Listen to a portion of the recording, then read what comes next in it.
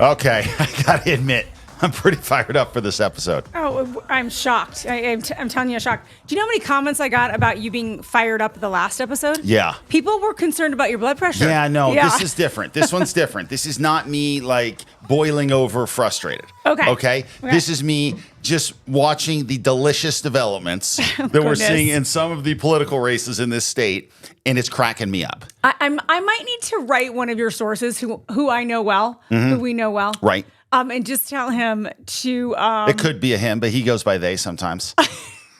No, it's definitely a him. No, it is definitely a him. It's for sure a him. He is and a him. He knows who he is. He does. But what he sends you, like, you are, it's like a jet fuel for you. And you like take off. I mean, I hear you giggling. Oh, well, I hear you cheering. I hear various, like, oh my gosh, coming out of like your office. And I'm like, oh my goodness gracious, what happened? Well, no, and this is a simple one. You know, this is a simple one because we've been up shooting an Angel Fire for the TV show. Right.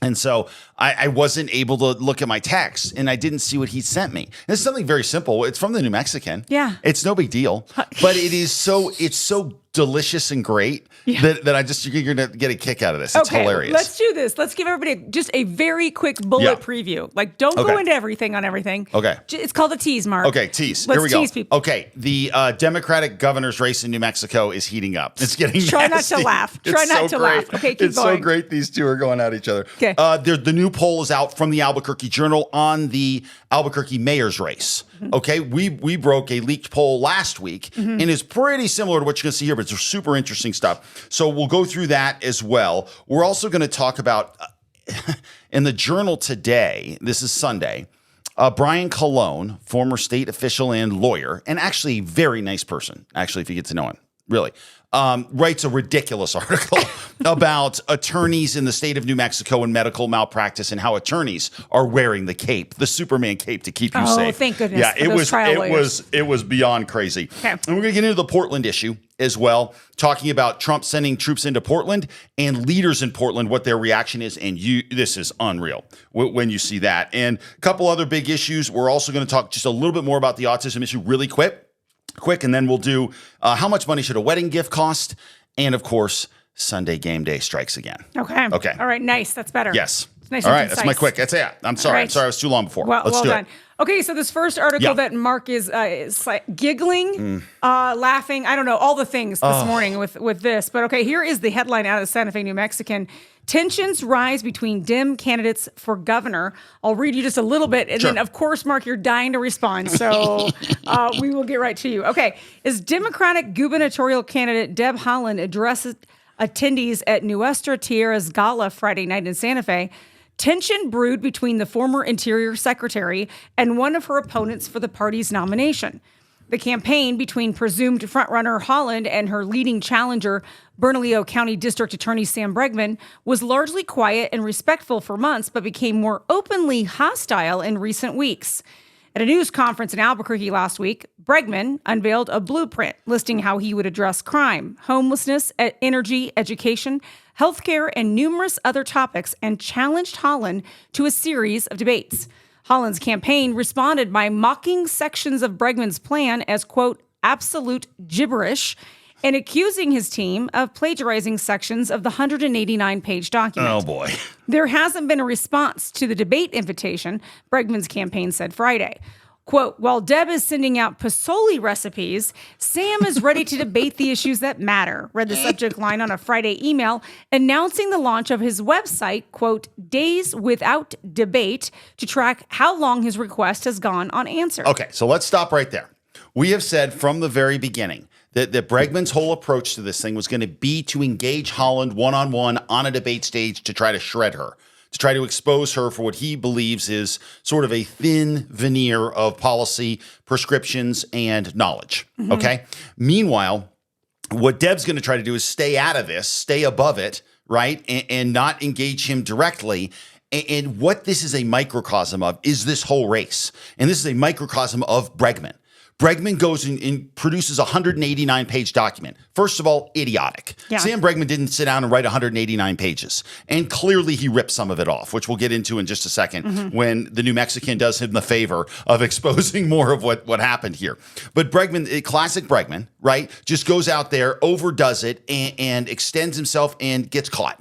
She, in this is the first real firefight between the two of them, okay? And Haaland is basically comes out on the high end of this because Bregman goes and the story becomes, why is Bregman ripping off policy prescriptions? What's going on here? What's happening? Now, it's Sam, a clever line, Haaland is out handing out Pasola recipes.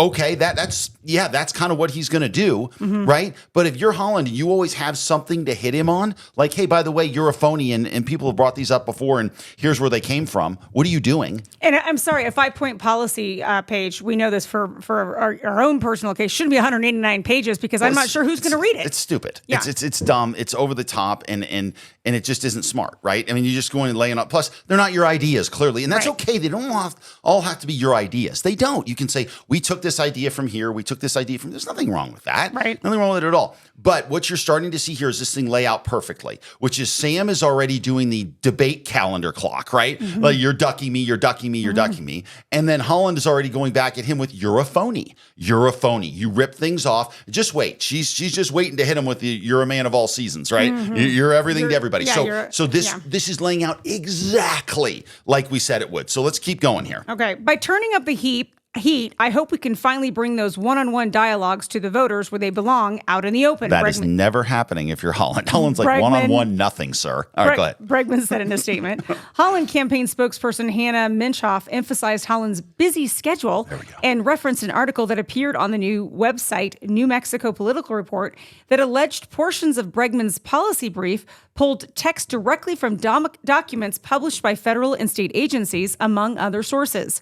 For example, a section of Bregman's plan on Native American education includes a long sentence that appears to be the same verbatim as one in 2019 Legislative Education Study Committee report. Another section on missing and murdered Indigenous people contains a couple of sentences that are identical to some of the recommendations presented by the New Mexico Missing and Murdered Indigenous Women and Relatives Task Force of 2021. Bregman's campaign denied the plagiarism charges to New Mexico Political Report. Okay, so right there. So we stop right there. That's why this article, and by the way, if I'm Bregman and I see this article in the New Mexican, I'm knowing where the lines are drawn. The New Mexican's going to be a problem for him. Okay, there's no question. And maybe the New Mexico Political Report as well, probably, right? So what you're starting to see here is how the media lines up and where they're taking these shots. So the thought process from some Republicans especially, Bregman's going to run as a centrist. He's going to do it. No, he's not. No, he's not, because he's going to get pushed to the left. He has no choice. And he's already been doing that. Trump's terrible. He's doing all this stuff. So for all you Republicans who think, I'm going to support Bregman, because no, Bregman's getting destroyed from the left, and he is going to continue to get destroyed from the left because that's the way this process works, and there's no way around it. Right, and let's keep in mind that we kind of said at the very early stages, Haaland's going to take a page out of Ben Ray Lujan's playbook, right. And you challenged him to debates early on. He waited until early voting had started before he actually debated you because he knew he wasn't going to beat you in a debate. And he didn't. He got crushed in the debate. Now, obviously... Debates don't matter to some degree, right? Because, well, they would in this case, though, I think. You know what I mean? If Haaland went around the state and debated Bregman, that would be a very bad move. Oh, they're not even remotely equal players. Yeah. I'm sure. I've never seen Bregman... On debate, right? That's what Bregman is trained in. Yeah, he's a district attorney. He's going to be out there like he's going to... Oh, no, he's a very I'm sure he's going to... He'll tell you whatever you want to hear. Yeah. He will. You walk away thinking, tell you whatever that's my guy. You want to hear, and it might change the next meeting. Oh, there's no question about that. There's no doubt about that. Anyway, okay, let's go on this last. Yeah. So this last little nugget from Haaland shows what her team did here was pretty good, and this is why these sorts of things you got to be super careful. So that's why I would tell you, I think if you're looking at these two teams right now, what you're going to read here shows you that Haaland's team right now, from what I'm seeing, was much more on message and smarter with this than Bregman's. Deb has spent the time to go to every county in the state and hear from New Mexicans to make sure we're best addressing our state's long-standing challenges on education, growing our economy, and keeping New Mexicans safe. Minchoff wrote in an email. There's too much at stake to put rushed, plagiarized policy together. We look forward to continuing this conversation closer to Election Day. Hello. I mean, that is a zinger, and that is the winner right there. So if you're Bregman's people, you're putting all this stuff together, you're throwing it out there, you're running and gunning, and Haaland just cut off the board right behind him in this first exchange. Now, is this going to determine everything? No, it's not. There's a lot that's going to happen between these two. It's September of the year before the election, right? So we are we are by no means done. But Bregman could take a page out of this and learn, I got to be careful. And Bregman has to be more disciplined. He's not disciplined. He falls in love with the sound of his own voice, right? And putting together 189 and the hats and the chaps and the horse, right? He loves it all, right? Whatever his character is. So he's got to stop falling in love with that, and he's got to be more disciplined in the stuff he does. Turning out a 189-page policy prescription is stupid. Like, it's just not the smart thing to do. And by the way, I would think they would run this through AI too. So I take a 189-page policy prescription, I run it through AI on them too. Easily. And there's so many programs that you can do that on now. Right. So then if you do that, it'll be, by the way, AI wrote 94% of this, right? I mean, all of a sudden, I don't know if that's the case. I have no idea. But the point being, be careful in those situations. But what I found so juicy about this article is it is just playing out exactly the way we said it would, which is Bregman is going to try to engage her in one-on-one, and Haaland has to rise above that. And if Bregman gives her openings like this, he will never come close to her. He cannot give her openings like this. He has to be able to hit her on, she's ducking me, she has no policy solutions, she has no depth, she has no ability to do the job. And then when she turns back on him, Bregman has to give her nothing. But if he gives her openings like, oops, you plagiarized part of this, that's a problem. That's the story. And that's what happened in the New Mexican. So that's why in the first skirmish between these two, it's Haaland 1, Sammy B 0. I'm just telling you. Okay, let's talk about another race. The Albuquerque mayor race. The new Journal poll is out. Yeah. It's very similar to the one that we actually was leaked to us, and we discussed it in an earlier episode this week. Yes.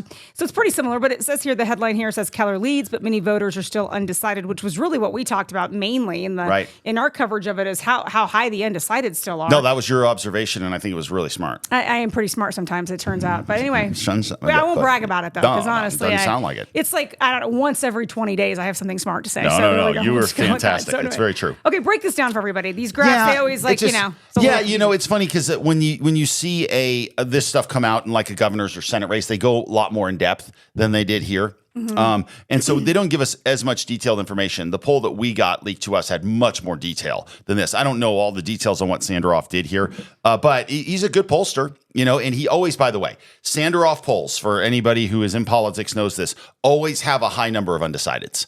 That he's a high undecided guy. I wonder why that is. He doesn't push people to answer as hard as he could. Okay, got it. Which isn't bad. He does a really good job. He's a smart guy. So it's not like, he's like, Sanderoff's crazy. No, not at all. Not at all. It does a good job. But all right, so let's go ahead and look at this graph here. And so a couple things here and what this tells you. Els, let's go in on Tim Keller's vote breakdown there. And what it tells you is that a good portion of, Keller's support obviously comes from Democrats, right? That makes sense. And even though this is a nonpartisan race, it's really not, right? And so you see Keller gets 8% Republican support, which is, I can't even believe it's that high. Same. And 28% of independents. Darren White's votes mainly come from Republicans, but White's numbers with Republicans are a little soft. Because Darren's not a super fire-breathing conservative, which, again, people don't realize this. In the state of New Mexico and even in Albuquerque, we have pretty conservative Republicans, right? And so therefore, there's some, kind of, hey, what's the deal with Darren? Is he enough of a conservative? I think people will find that he will be. But that's a little soft. Luis Sanchez, he's got his numbers are what they are. And then, and again, those numbers are still pretty low. And you go all the way down through the rest of the candidates, they just don't have any ability to get any traction. Right. So the problem you have is you have a massive number of undecideds, and you have people that just don't have the money or name recognition to make up the gap. Right. So do they drop out? That's the question. No, I don't think so. No. I think they're just going to go to the election day, and it's going to be likely Darren and Tim Keller, and then what will end up happening is they'll likely go to a runoff. And I think then that changes everything, because then that puts everybody back in again. So we'll get some of Sanderoff's takeaways here, and then I'll tell you why I think this is still very much a very close race. Okay, Sanderoff says, quote, on the one hand, Tim Keller has a comfortable lead in his 7-way race. On the other hand, he's a two-term mayor, and there are still more voters who are undecided than there are voters who are planning to vote for him. In all, 29% of voters surveyed said that they plan to vote for Keller, while 16% said they would vote for White. Trailing back further is Albuquerque City Councilor Luis Sanchez and former U.S. Attorney for New Mexico, Alex Ubaez, both receiving support of about 6%. Okay, so let's go to clip 11. Have you read what Sandaroff said in clip 11? Because I think this is where it really gets actually interesting. Meanwhile, Sandaroff also stated the fact that Keller was the only candidate to qualify for public campaign financing in this year's race, and that could also be a significant factor. Buoyed by the more than $733,000 in public campaign funds he received after qualifying, Keller has maintained a significant advantage in campaign cash during this year's election cycle. The failure of other mayoral candidates to meet the qualifications for public campaign financing has made it harder for them to make their case to voters, Sandaroff said. Okay, so the people that are locked at 2 or 3% are done. It's just unless they're going to flush in $1 million and then boost their name ID and let this thing rip in the next 2 months, they're finished. 2 months? I mean, early voting starts in 3 weeks. But, so they would have to really hustle. But yeah. Right. But no, and I guess you're right. Even 6 weeks, not even 2 months, right? So yeah. So sorry. Yeah, absolutely. But they're time's they're going dead. faster than you think, Mark. It sure is. Oh my gosh. Flipping right away. But here's what I would say about this, and that is that if Keller has to go to a runoff, again, we go back to these numbers that we ran last week. This is clip 12. Keller is 10 points underwater on his image favorability in the state. He's 10 points underwater, okay? And then this is the number he should really care about and why this race is still going to be close and Darren White at least has a chance to win it. And that is 60% of people say it's time for someone else. Okay, well, that someone else is either going to be Darren White or nobody. Right. That's just the way it is. And so that's what's going to be interesting in this whole process, to see how it shakes out. And again, as we pointed out before in a prior show, it is going to be Tim Keller running against Donald Trump and then Darren White running against Tim Keller. Yeah. And so we'll find out who wins. Do people care more about what happens in their city, and so they will independently elect a mayor? Or are they more interested in sending Trump a message for some weird reason that will never matter if you do it? Right. Yeah. So I don't know, but we'll see what happens. But again, these numbers from the Journal pair up pretty closely with what we saw from that other poll. So that is that Tim Keller, while ahead, has real reason for concern. Okay. Yeah. All right, let's move on now here to, this is the Brian Colon piece that also came out. My goodness. Kind of would you call it a self-serving editorial, since he's basically talking about like, hey, trial lawyers good? Yeah. I was it's don't believe what you're hearing about the shortage of doctors and what the reasoning behind that is a groundswell of support in the state of New Mexico for some sorts of tort reform, meaning changing the rules in which lawyers operate by in the state of New Mexico to make it more favorable for people to come and do business in the state as a doctor. We have chased out so many doctors because we've created a regulatory environment that favors lawyers over doctors. And so if you do that, you get more lawyers than doctors. And when you get sick, good luck calling your lawyer to help you feel better, right? It just doesn't work. Brian Colon is a lawyer who has profited off this system. And there's a bunch of these lawyers in the legislature and in the political world of New Mexico who have set up a system that now have left so many New Mexicans crying out for health care that they do not receive. It's devastating. So to read something like this is unbelievably self-serving. But I'll tell you, when people get power and people get money, they will do anything to hold on to it. Right. So I want you to read some of these, and then we'll kind of discuss them as we go through them. But this is from the Journal today, and Brian Colon starts by trying to explain how tough it really is for the trial attorneys. Well, and he says the headline is, "Don't fall for cartoons. Trial lawyers aren't the problem." Okay, whatever. All right. Here's the first part of the article. Here's the reality. Trial lawyers don't get paid unless their clients recover. That means we spend months, sometimes years, putting in long hours and fronting enormous costs, often hundreds of thousands of dollars, to take on hospitals and insurance companies. We take out loans to pay for expert witnesses, medical reviews, depositions, and trial prep, all to give our clients, the victims, the chance at justice they deserve. If we lose, we don't just lose time, we lose all of that investment. That's the opposite of easy money. Okay. Where's the smallest violin I've ever had in my whole life? Like, where's that teeny tiny violin so I can scratch out a little it is sympathy song for this guy? So again, remember that argument, him saying, look, we spend a lot of money to get these things ready, to get this money, versus the family in Alamogordo with a child with cancer, they can't get in to see a doctor quickly enough. Right. Versus the woman with dementia that could have used a place in a home where she could be treated. We don't have space for you. Versus the thousands of New Mexicans who call every day for a doctor's appointment and told it is months away. Yeah. Yes, Brian, that's right. You do hire those special witnesses to get you some extra cash. This is ludicrous. Oh, it's insane. It's awful. Again, making themselves into their own victim, which is ridiculous. And it is one thing if you have two sides that if we're talking about a business deal of some sort, we're not. We're talking about your business, Brian, and you making money versus New Mexicans who don't see a doctor. It's devastating. It's absolutely devastating. And so what he has to do here then, because this is such a ludicrous line and so unbelievably offensive to people in the state across all political parties who are suffering, that his little explanation is lacking. So what does he have to do? He has to pivot the argument and turn it on its head so you don't think it's lawyer versus doctor. He can't have that, right? Lawyer versus doctor, he knows he loses. So he does this. Who are we up against? Not mom and pop shops, not local doctors who go to work every day to care for patients. Our opponents are the multi-billion-dollar hospital corporations and insurance giants, many of them backed by private equity firms with headquarters in Manhattan high-rises. They have endless legal teams, deep war chests, and a singular mission to minimize payouts and protect their bottom lines. Okay, let me tell you something else. Let's just leave that clip up there for a second. That first line, who are we up against? Not mom and pop shops, not local doctors who go to work every day to care for patients. You know why?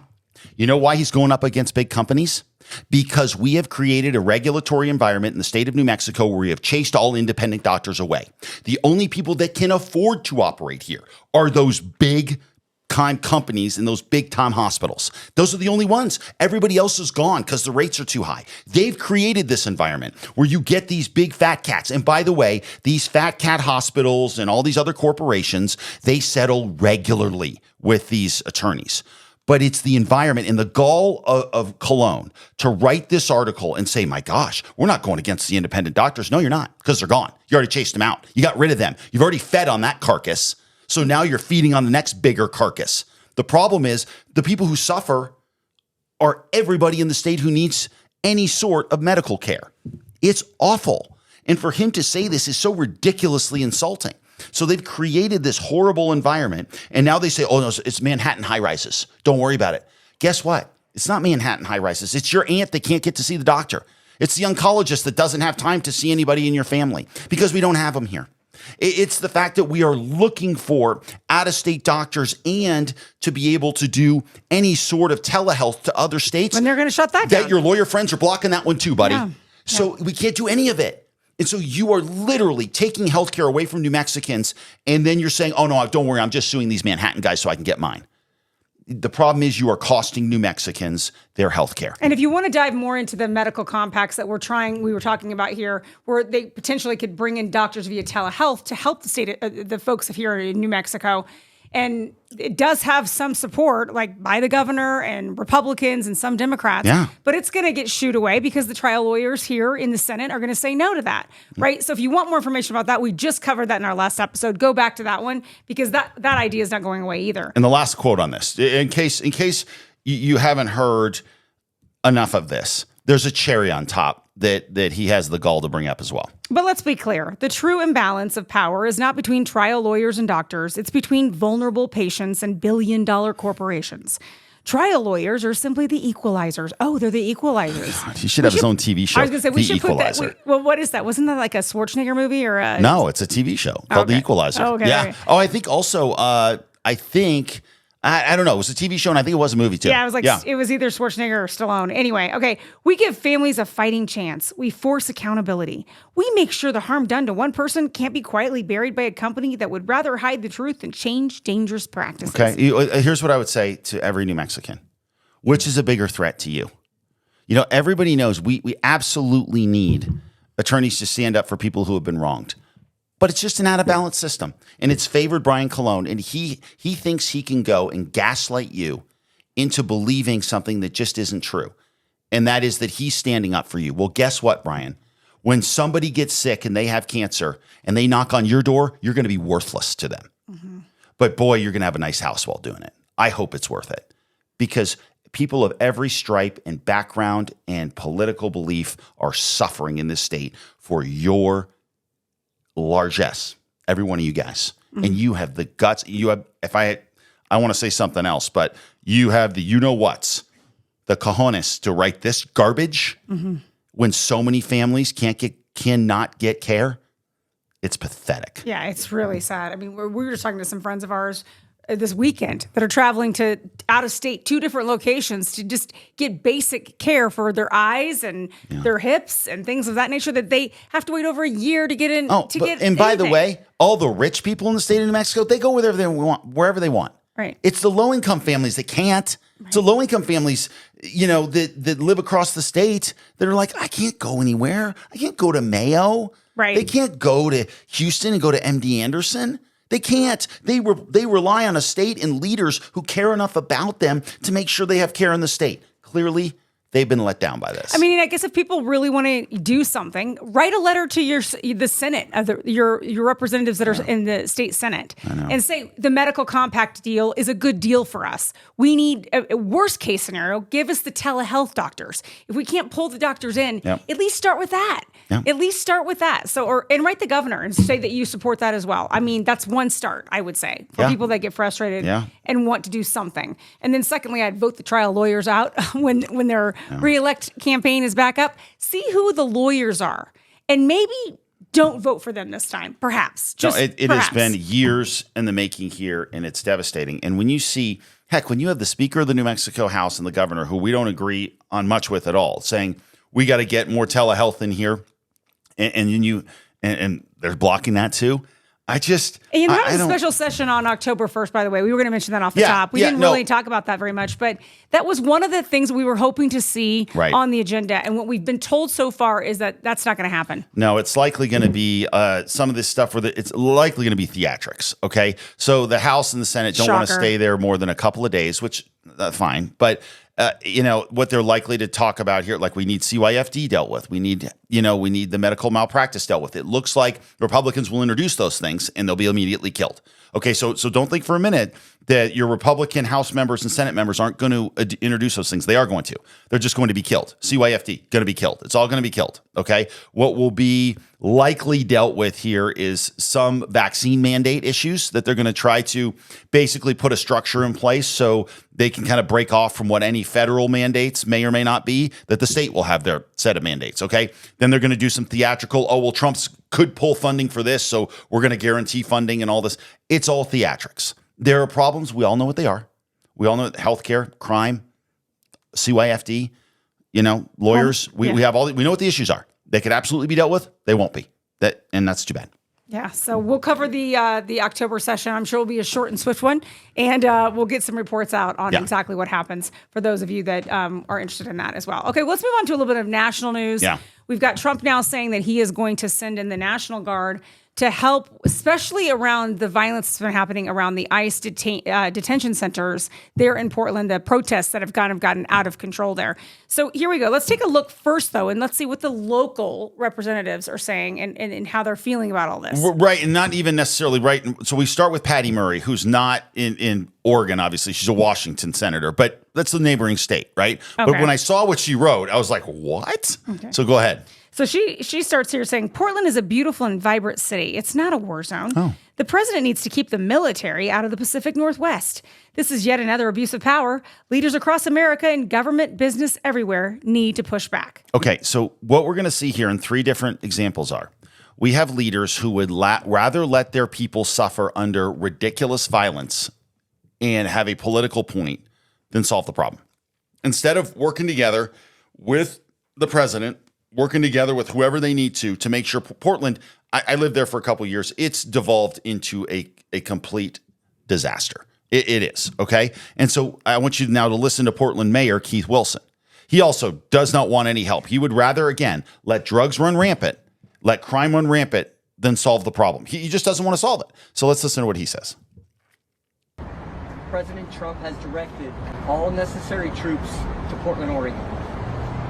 The number of necessary troops is 0 in Portland and any other American city. And let me repeat that. This is an American city. We do not need any intervention. This is not a military target. The president will not find lawlessness or violence here. Okay, the president will not find lawlessness or violence here. Okay. And then Ron Wyden, who's actually a senator for Oregon, right? He decided that he would weigh in by showing video of the ICE detention center and saying nothing to see here. He goes in the middle of the day, okay, when no one's around. Let's go ahead and just show this video. And for those of you listening, you just see him panning around the ICE detention facility. Now, never mind the fact that all the windows are boarded up. Never mind that fact. That is, don't worry. That is actually a design choice. Yeah, that's normal. That's a design choice. They thought it looked good. Yeah. It was nice. They had a designer come in and had it look good. So there's nobody there in the middle of the afternoon, okay? And so you see these three all come together. What are you talking about? This is no big deal at all. Until you get to nighttime. Yeah, we want the chaos. I don't know why, but we want the chaos. That sounds better. That's a recipe for disaster. Suicidal empathy. Yeah, it's crazy. It's ridiculous. And so so Fox News did a little story on this just so you can get a feel for what people in Portland are going through.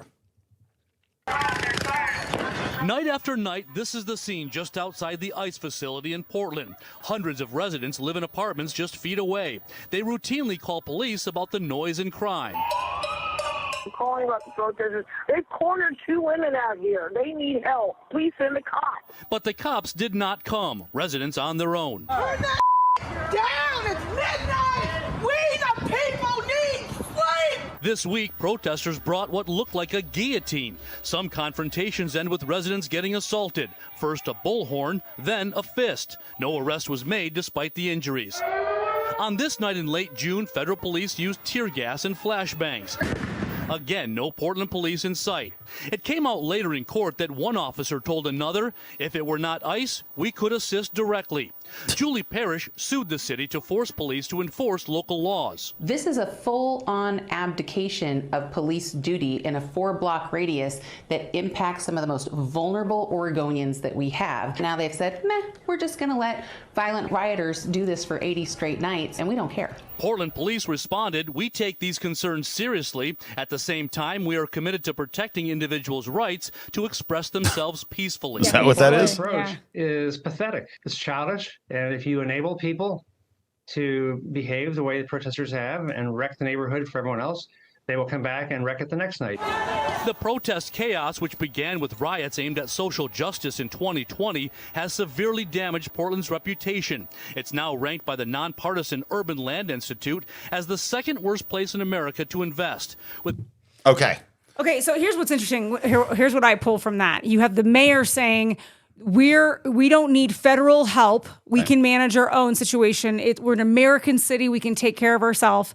And in the same breath, their response to not sending local police officers to protect people with these protests in front of an ICE detention facility is, well, this is a federal issue. We can't intervene. Yeah. We would if it had nothing to do with ICE. So now the answer is, okay, so the federal officers are going to step in and help out. And his response is, oh, no, we don't need your help. I mean, it's talking out of both sides of his mouth. It's ridiculous. Yeah, but he would just rather have a political fight than solve the problem that it's ultimately leaving your people. Again, this is the theme in the story before this too. It's leaving your own citizens there to twist in the wind because you don't feel that they're important enough to care about.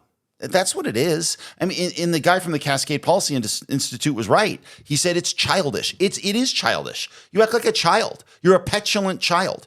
And the problem is petulant children only really affect themselves. But petulant leaders destroy the lives of those who they were elected to protect.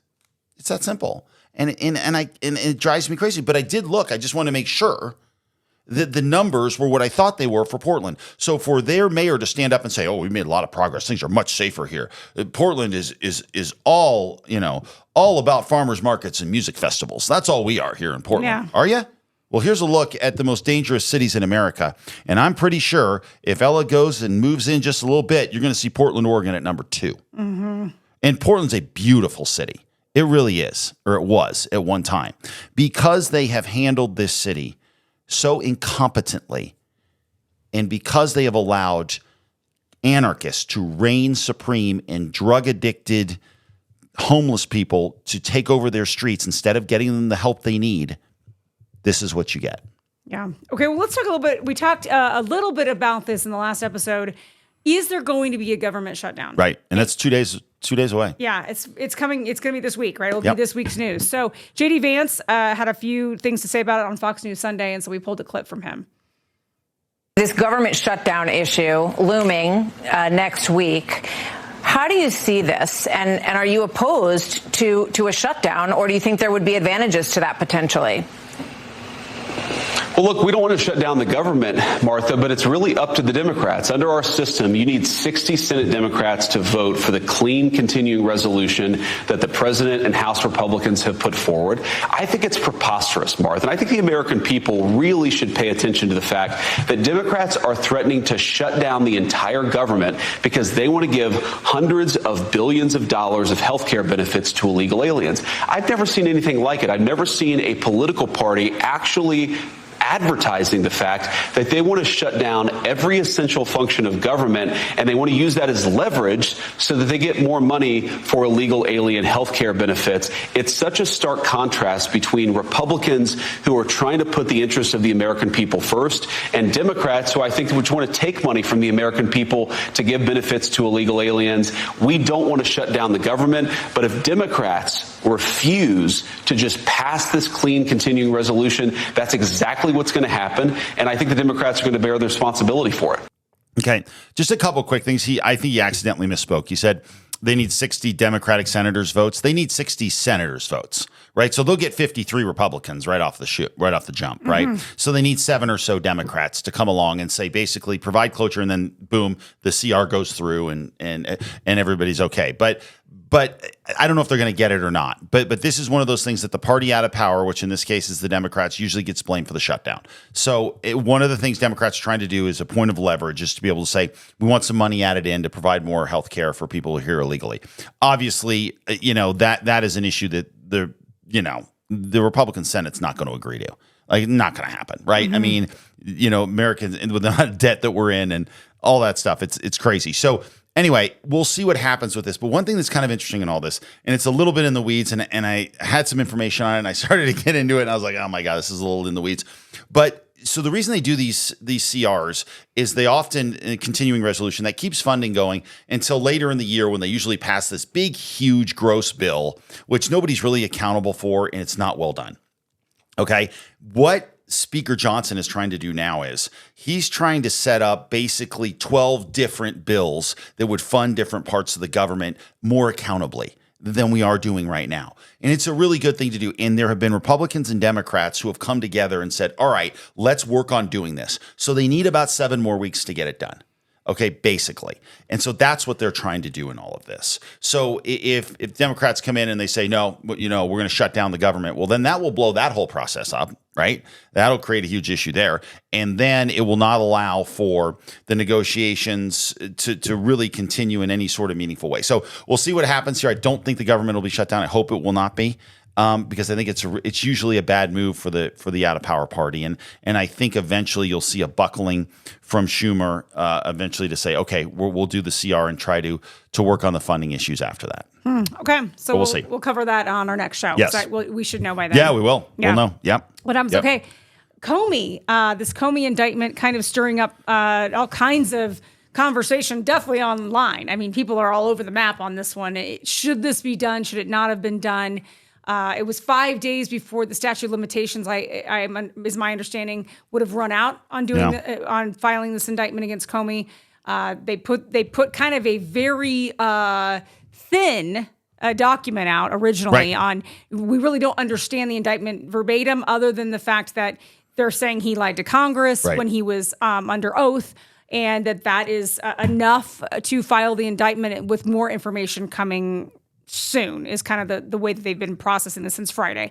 But here's an interesting conversation that happened on CNN. Scott Jennings, our best friend, Jennings, that we love, kind of talking a little bit about his take on this whole situation.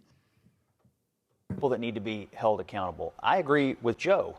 If a grand jury says these things should be charged, that's part of the process. Now, there was another charge they declined on, so they obviously looked at it and made some decisions in the room.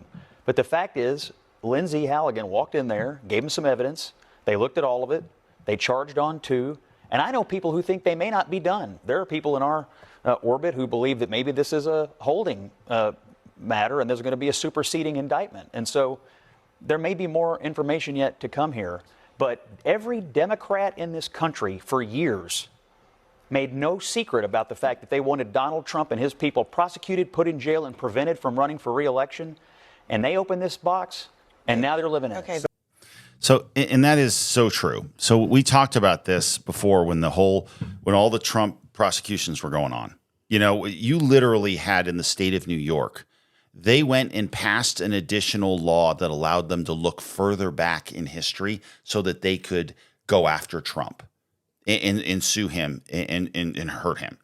You know, again, you had Alvin Bragg doing what he did. You had Letitia James doing what she did. You had what happened down in Georgia and in Florida. I mean, it was crazy what they did, going after him, okay, the way they did. And now it's like, well, wait a minute. And so I don't like either side of this. I don't like what was done to Trump. And in the whole Comey thing, again, he had a huge role in trying to create, you know, from the inside, trying to bring down the Trump administration. That did happen. So I don't like any of it. It's brutal. And so I don't know where any of this goes.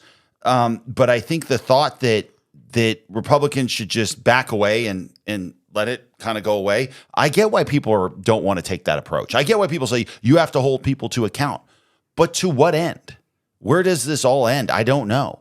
And I don't have an answer right now. Yeah, it just seems like, the weaponizing with the Justice Department, all of these things, right? I mean, it's going on both sides. And we talked about when it was happening, with Trump, we were like, we don't like it there. We wouldn't like it on the other side. Yeah. So be careful what you wish for. Oh, it's what you live by. Yeah. Be careful what you were like, oh, no. Biden should do this. Biden should absolutely, which he did. He put all the power he had behind the Justice Department and said, we're going to go after Trump. We're going to take this guy down and make sure he doesn't get reelected. I mean, that was his whole, he was very. And they assured his reelection in the process. Yeah. And so it's You think, and we said it then, we're like, this is a terrible idea. Not just because it's Trump. It's just, when are we becoming this? It's just an awful circle. So it'll be interesting to see what comes out of this indictment when we actually get more information that they're actually going. I mean, I listened to the testimonies. I listened to the fact of his 2017 testimony, Comey's testimony before Congress. Right. That went beyond its.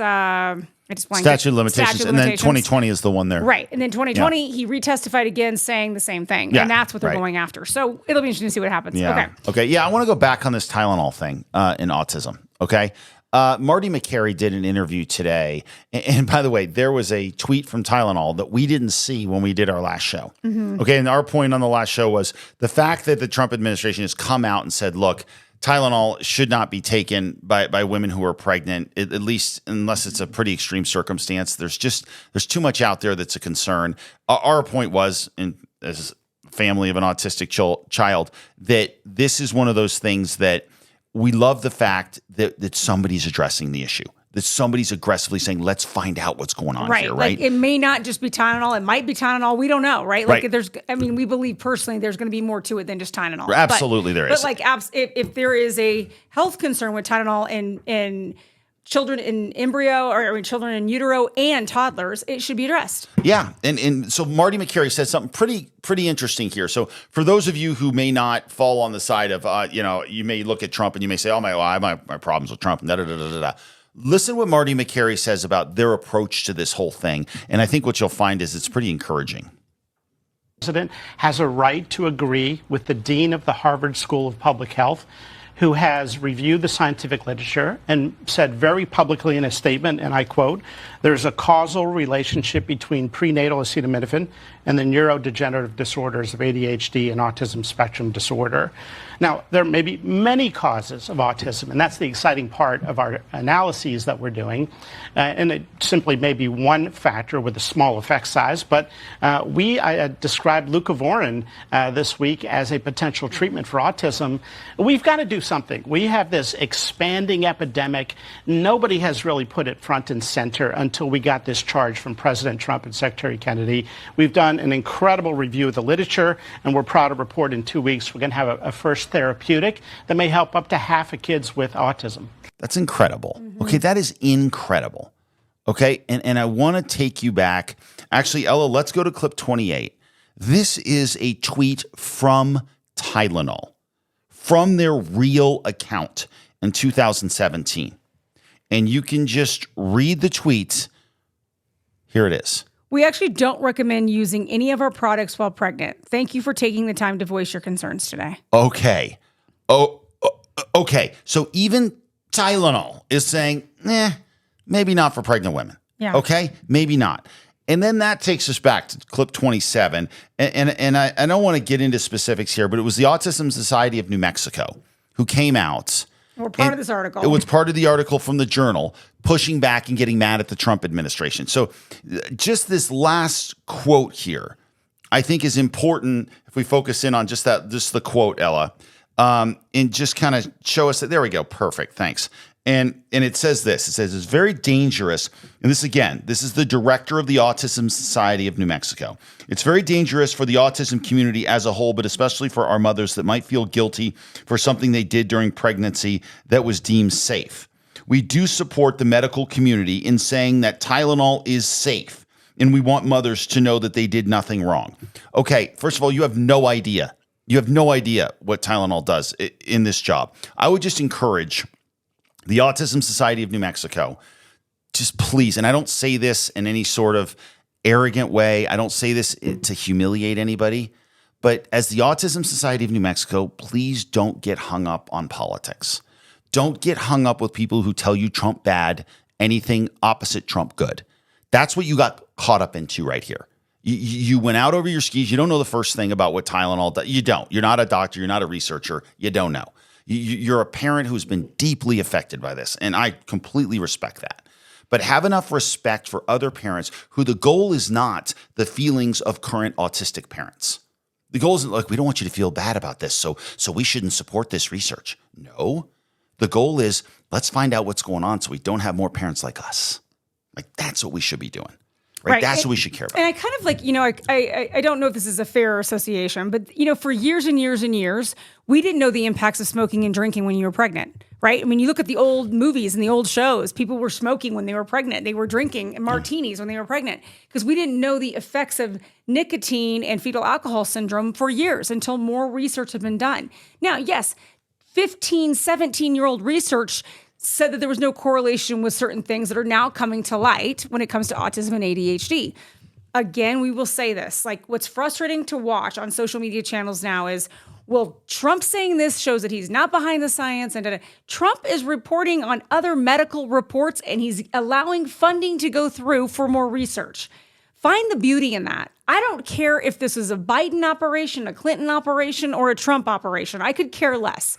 What I care about is let's do the research. Let's find the most updated information, not something from 20 years ago. Today's information from real people that are dealing with this as researchers. And let's find some solutions because the 400% uptick in autism in America, this is happening in America, is a huge deal. And we need to get to the bottom of it. And that's all. So and if you run an organization where you represent other autistic parents, trying to jump into the middle of a political fight is a terrible idea. And just understand that the best thing you can do is stand up for families and kids and do as much as we can for research. And clearly this administration, whether you like them or not, has made autism a bigger priority than past administrations have, both Republican and Democrat. Right, which we're thrilled with, by the way, that some light's getting shone on. Okay, we're going to end on a couple lighter pieces. We promised you some lighter news last week on our last show. So, okay, we're going to some weddings. We have some wedding invitations floating about. And I just thought this was a kind of an interesting little article here on Market Watch talking about what should you be spending on a wedding gift now in 2025? Like, what's the average spend, right?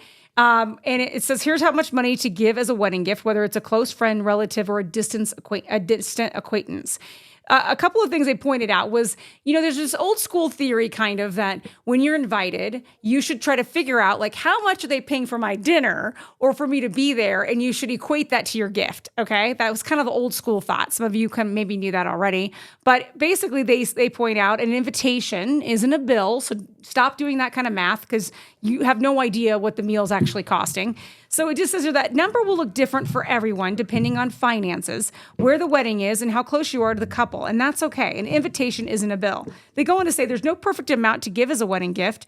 Rather, people should decide based on their own financial and personal situation. But they add here, they go into, and this is number 31, Ella. It says Zola's wedding gift guidelines, which the company Who's calls... Zola? Zola's like the... Wasn't she like on one of those reality shows? Oh, the Zoila. That's right. Gosh. Yeah, no, forget it. Okay, no, stop it. Yeah.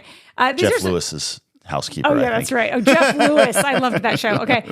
Wedding gift guidelines, which the company calls, quote, very loose. These are just suggestions. Okay. But I thought it was kind of interesting. Okay. It says that for an acquaintance or distant relative, you should give about $75 to $100. Between $100 and $150 for friends or relatives. Okay. $150 to $200 for more close friends and family, or if you're a member of the wedding party. Yeah, there you go. And then increase that gift amount by 50 to 100% if you bring a +1. Shut up. So if you're in the wedding and I have to bring, I got to give a $400 gift? Well, yeah, that's what they're basically saying. Or they're just saying, like, try to take into account that if you have a +1, keep that in mind, because, I mean, what's crazy to me is the average cost of what people are spending on weddings per head now. Yeah, it's a lot. That is it's just crazy. I mean, they said things like you can go out on groups to save money, give like a group gift. Yeah. You could give a more authentic, like try to do something as like something.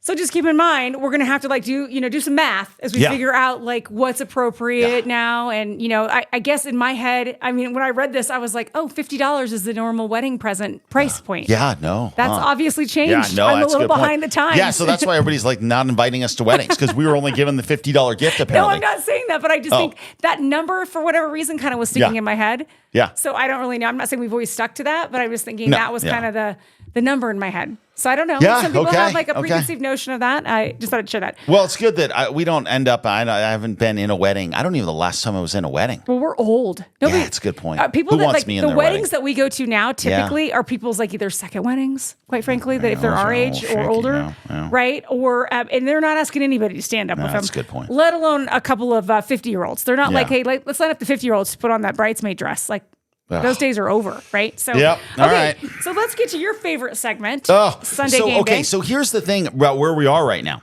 Yeah. We're into the fall here. We're into the rut tell. for elk and stuff. But it's been a pretty quiet week on the game cams. I'm so sorry. But we've got one guy who came and paid us a visit. And so the first shot I got him, I couldn't tell what it was. So you can take a look here. And you just see his big Bo Keister.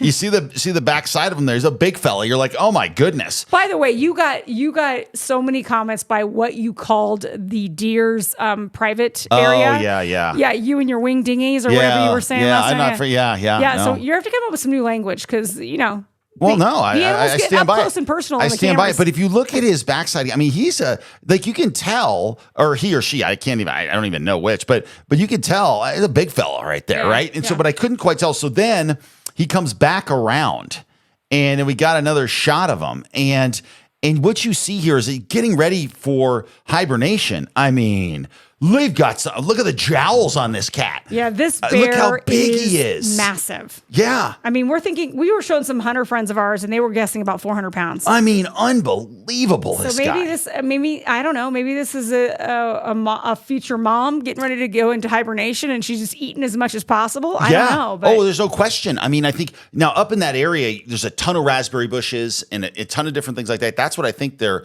largely feeding on, Okay. But that's a big dude, or woman, gal, either one, whatever gal. you're doing. Yeah, I don't know which is which, but it's not little. Just so you guys know, that thing's massive. So again, thank you so much for the reminder that there's a big old bear just roaming around where I go walking. You're welcome. That's my favorite part. They want no part of you. So you say, sir. No, he's going. So you won't even see they him. also don't want to be my friend. It's not like. Well, no, you're right. Like you can't put a saddle on him and ride him around Angel Fire. What's the bear that like we grew up with? Yogi? Yeah, Yogi. Yogi. Yeah. It's not Yogi. No, he's not. But he's also not going to give you any trouble. Okay, I need to answer one thing that I got a text about this week. People were looking for our "Don't Blame Me, I Voted for Ronchetti" shirts. Okay, because I guess somebody was wearing them out and about town and got asked about it. We have those available on our website, which is nodoubtaboutitpodcast.com. We have them in sweatshirts and mugs. Do we have Outlast the Haters? We have Outlast the Haters on there. Yeah, that's a good one. Yeah, we have Outlast the Haters. We have I like that shirt. We have various a few swag type situations for our No Doubt About It podcast. It's on our website if you want to go and purchase any of those items. We don't have any of them anymore to mail people, so we just put them on our website. If you want to purchase them, you can go to nodoubtaboutitpodcast.com and hit the shop button, and it kind of shows you all the products there. But make sure if you do go there that you sign up for our email as well. We send out 2 emails a week just to let you know about the show. That's it. And otherwise, please rate and review our shows, whether you're on Apple, Spotify, or YouTube. Please like and subscribe. Thanks so much, you guys, for starting off your week with us, and we'll see you back here on Wednesday. You've been listening to the No Doubt About It podcast. We hope you've enjoyed the show. We know we had a blast. Make sure to like, rate, and review. We'll be back soon, but in the meantime, you can find us on Instagram and Facebook at No Doubt About It Podcast. No doubt about it. The No Doubt About It podcast is a Choose Adventure Media production. See you next time on No Doubt About It. There is no doubt about it.